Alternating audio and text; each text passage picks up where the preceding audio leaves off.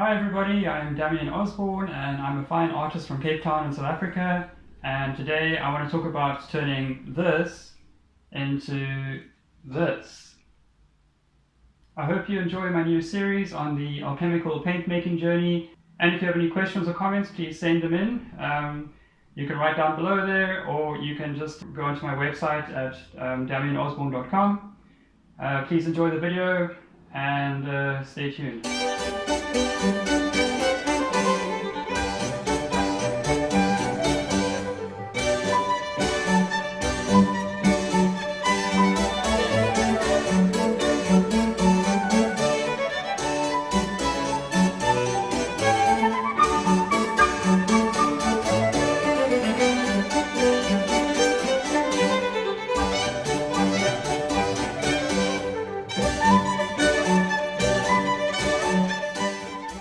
So I'm just collecting a few of these little vine sticks.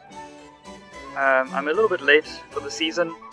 I didn't really get a chance to come here earlier, so I wish I had been able to get the vine staves a bit sooner. But they still look alright, so yeah, I think I can use these.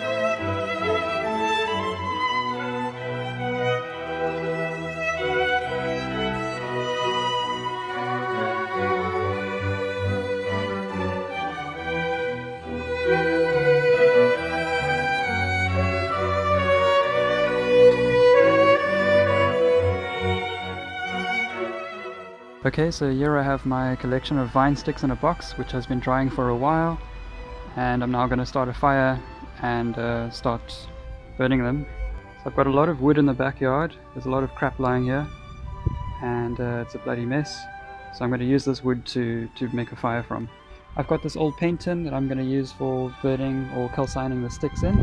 But first of all, I just have to burn out all the old paint. You can see, I've just basically used it for the house. So yeah, I'm just going to use this tin. One of the things I wanted to do first was just make a little hole in the lid to allow the gases to escape. And I'm just using a file, just going to make a little hole here.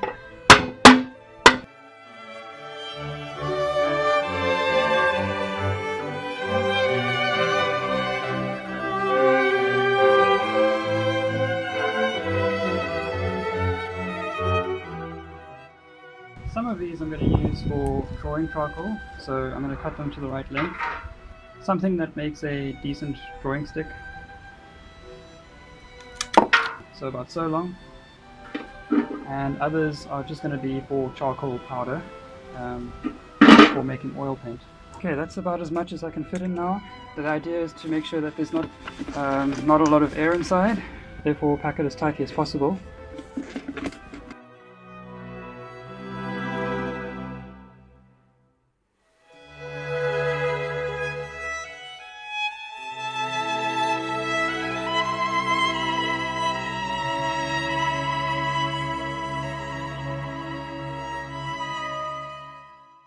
You can see that there's smoke coming out of the tin in that little hole there. It's just shooting out like a plume of smoke or steam, and I must just wait for that to finish, and then the stick should be done.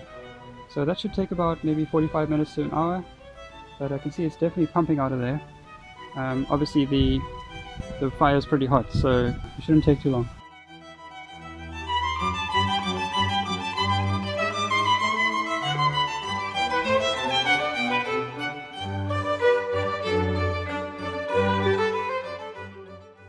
Okay, now I'm going to open this thing and see what it looks like. I just let it cool down a little bit.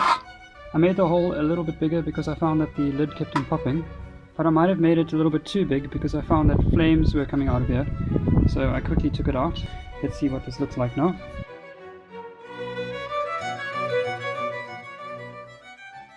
Okay, it doesn't look too bad. Everything's black, nothing's burnt to white yet, so this might actually be okay. You can see it's pretty soft, crumbles to nothing.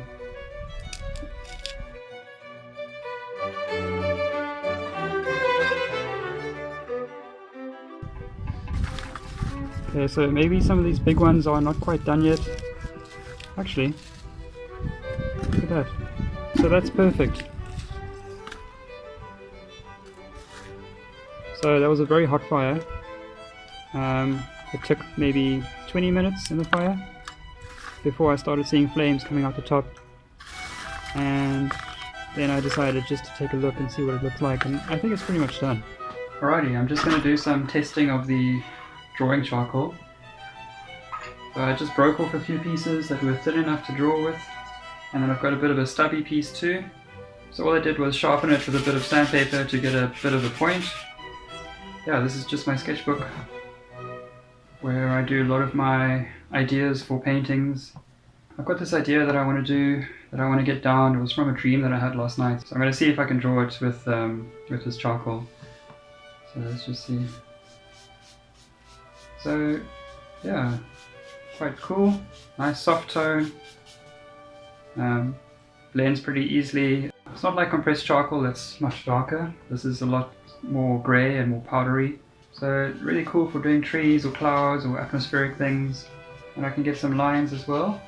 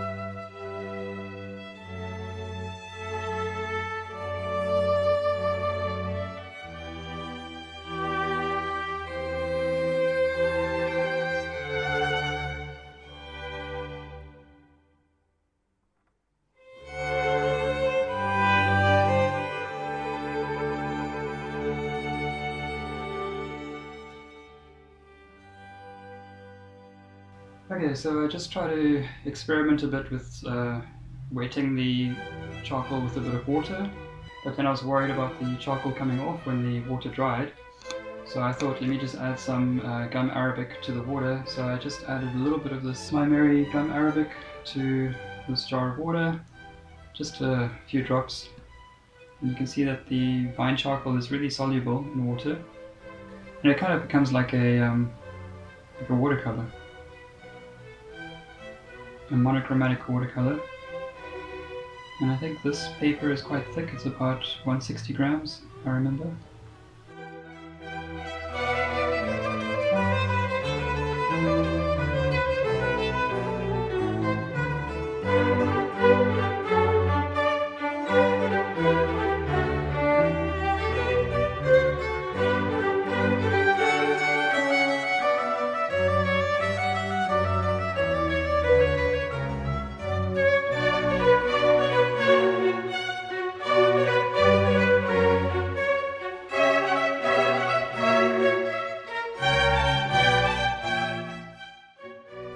I just made a little bit of titanium white and chalk watercolor paint. Just a little bit of homemade white paint that I made with gum arabic. And I just want to go over these egrets with a bit more white. Yeah, I think this is the wrong brush.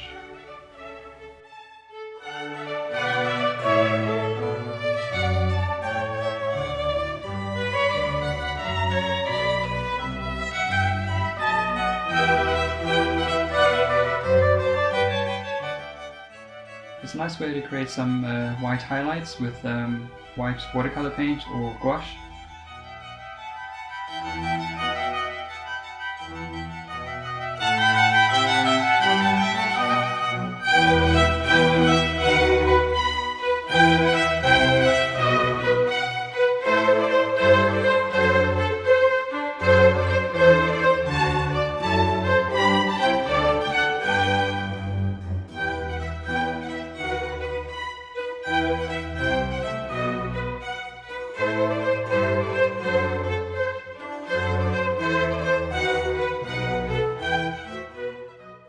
Okay, I'm quite happy with my little drawing, and one of the methods of fixing a charcoal drawing in the old traditional way was to use skim milk.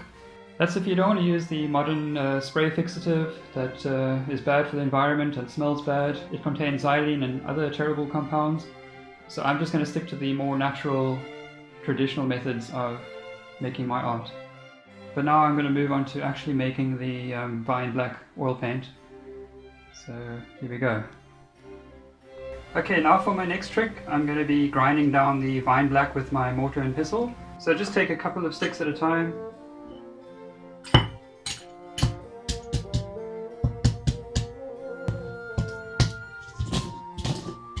It crushes pretty easily, and it's one of the softer pigments. If you want to check out more on making black paint, just check out one of my first videos in the series on making bone black.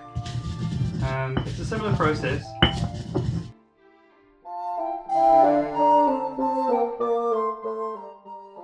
Now I'm just going to throw it into this little container using a sieve to filter out all the big bits.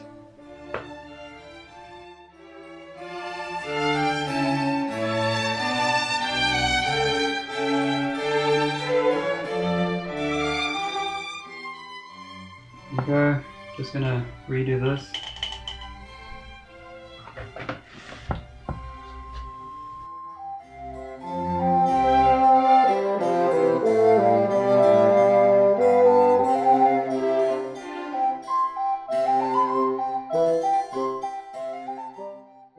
Okay, so I have a fair amount now. So I'm going to do grinding stage 2 with this little tea strainer. If you like, you can actually grind the pigment in water to keep all the dust down, and this also produces a much finer paste, but then you just have to let the water evaporate before melting it with oil to make your oil paint.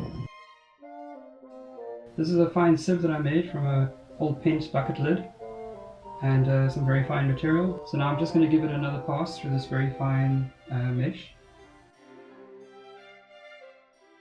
As you can see, I've got about 50 grams of the pigment, so that should be more than enough for a 60ml tube. Alrighty, now I'm going to start smelling this paint. I've got my glass muller and my slab of glass. Sometimes I do use a granite slab. I've got my tablespoon, my little dropper, which is a bit manky now, some of my hand refined linseed oil, not much left. I need to make more. Some aluminium tubes, 60ml tubes. Some palette knives, my book of notes, and then this is like a funny little side pliers for pinching the back of the tubes closed, some paper towel, and of course the pigment. And I've got my cup of tea, so I'm ready to go.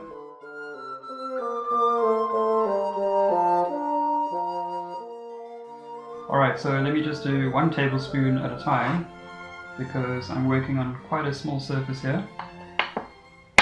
And I'm just going to make a little well with the back of the spoon. So I think I'm just going to do this by sort of feel guesstimation. I'm just going to add the oil to this well of pigment and mix it together.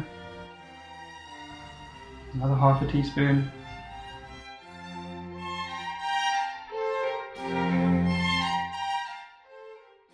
Alright, so I'm working in a circular motion and trying to get the paint as thin as possible on the glass slab. The particles of pigment are still quite large, but the glass muller should get it nice and fine because the fine black pigment is very soft. So that's why I'm trying to work as thin as possible and spread out the paint. I'm working in a circular motion and sometimes I do a figure of 8. Alright, there we go. Now you can hear by the sound that it's sounding a lot finer, and it helps to work in small batches at a time. I don't have much space at the moment, so I'm working on the small glass slab, but normally I would work on a large granite slab and have a lot more area to do this in.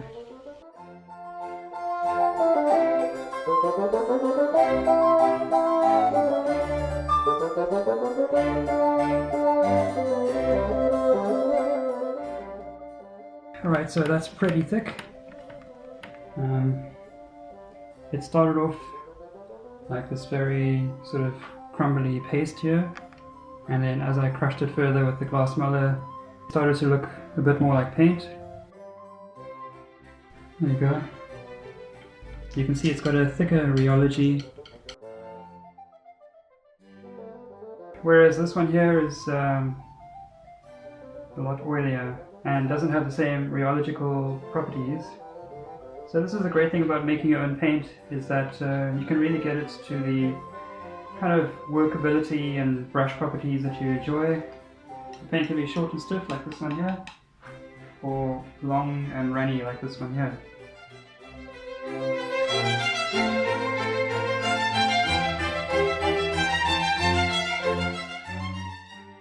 Alright, there we go.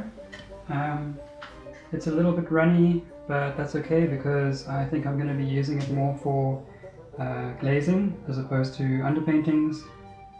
So I'm happy with the consistency. Okay, so now I'm going to fill up my tube.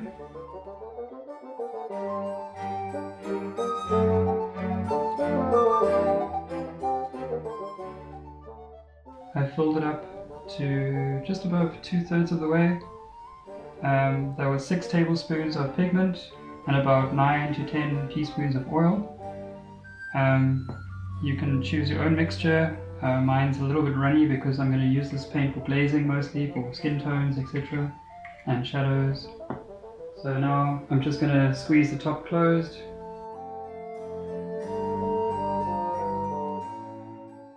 Unfortunately, these tubes arrived in the post from the UK, and our lovely postal service kind of squashed the box. So a lot of these tubes have been messed up now, and they don't fold so nicely. Okay, so I've got a bit of a crink here. Okay, so what I do next is just take my long palette knife and make a crease about 2 millimeters from the edge. I'll just fold it over, press down. I'm going to use my fancy clamp, and then I repeat the process.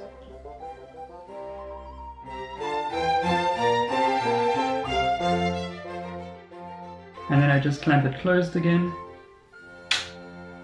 And if I have enough space from the top, then I do it again.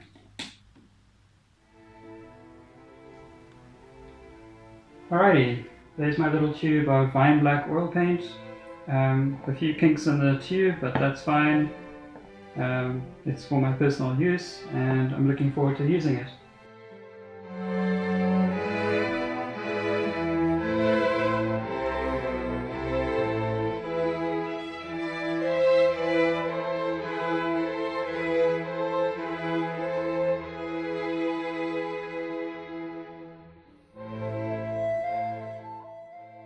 Alright, let's do a little color test with this paint, and you can see that I put a canvas label on. handwritten label with the color on the top. That's something that I decided to do now with all my paints that I'm making. This is the bone black that I made in the last video. Well, I should say that the video, 2 videos before. And then I didn't put a label on this one, but that's the little graphite black one that I made. So I'll compare them. But let's just start off with a basic mass tone and see how it looks. Oh, it's a little bit oily. Okay, I was expecting that. So if you ever buy a paint tube from the shop and you open it up and there's a lot of oil, what you need to do is just turn it upside down, like so. And then what will happen is that the oil will just rise to the top, and then when you squeeze out the paint, it should be a little bit thicker. But I'm not too worried about it right now. Like I said, I'm going to be using this all glazing mostly. Let me just make a little block here. It's a very thick, beautiful jet black. It's pretty opaque in this form. And beautiful and smooth. And the high amount of oil is making it quite glossy and beautiful. And it has a lovely smooth texture. Okay, now I'm going to just check it out with a little bit of oil, as in a glaze. So I'm just going to take a drop of oil.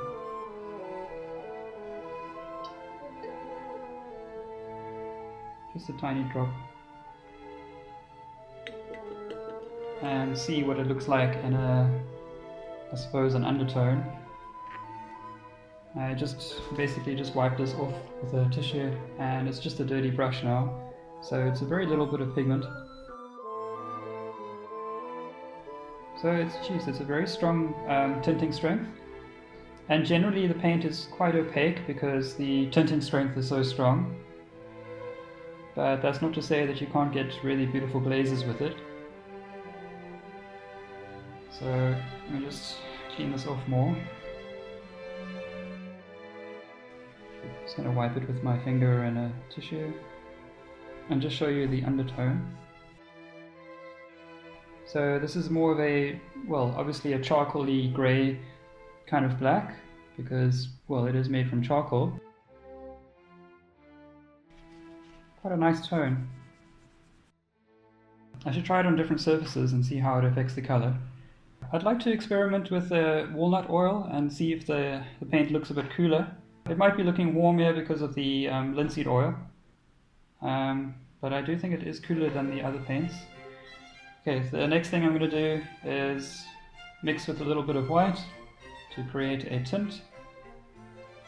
This is some titanium white, and then I'm just going to take my brush and just get a little bit of vine black from this block here.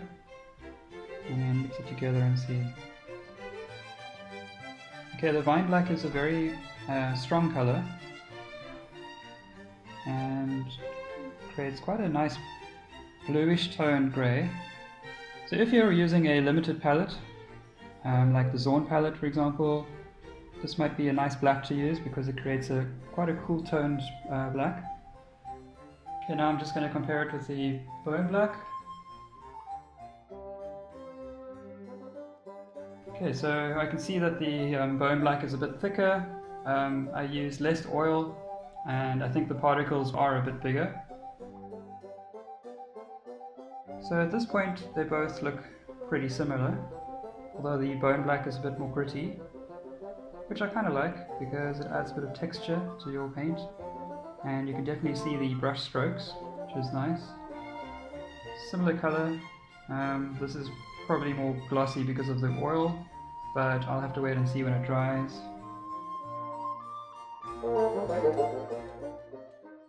Anyway, you just do a little bit of oil here, just one drop of oil, one dirty brush. You can see that the bone black has definitely got a slightly browner, more warmer color or tone to it than the vine black. I think the vine black is very strong in its staining power or tinting strength.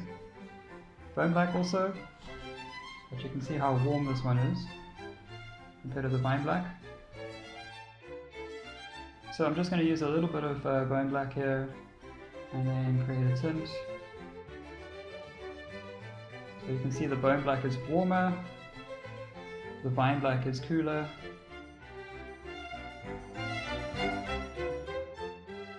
Okay, there I've done a set of 3 blacks so far. Vine black, which is pigment black 8, and then bone black, which is pigment black 9, and graphite, which is pigment black 10. And I'm just going to leave some space here for Mars black when I get to do that, which is pigment black 11. And just want to point out some interesting differences. The vine black, a beautiful jet, deep black. It creates quite an overpowering shade, so you really don't need a lot of pigment. And in a tint, quite a cool tone tint. The bone black, also a beautiful deep black with a nice texture, much warmer shade and much warmer tint. And then again the graphite black, as in the last video, slightly more grey, produces beautiful oil sketches and again quite cool. But I think to my eyes, I think that the vine black is a bit cooler.